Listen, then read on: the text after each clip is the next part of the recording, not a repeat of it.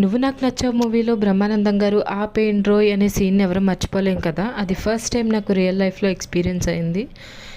జనరల్గా హైట్స్ అంటే భయం ఉన్న నన్ను మా అన్నయ్య వాళ్ళ పిల్లలిద్దరూ ఏం కాదు మేము చాలాసార్లు ఎక్కామని చెప్పి కొలంబస్ తీసుకెళ్లారు ఎక్కడానికి.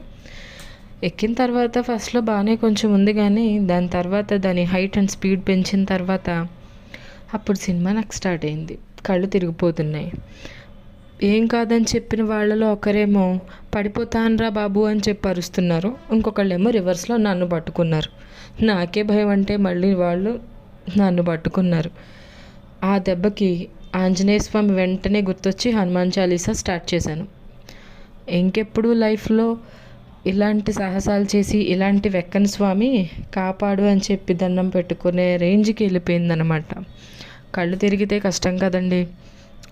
జనరల్గా ఎవరు ఇలాంటి సాహసాలు చేయకూడదు కదా.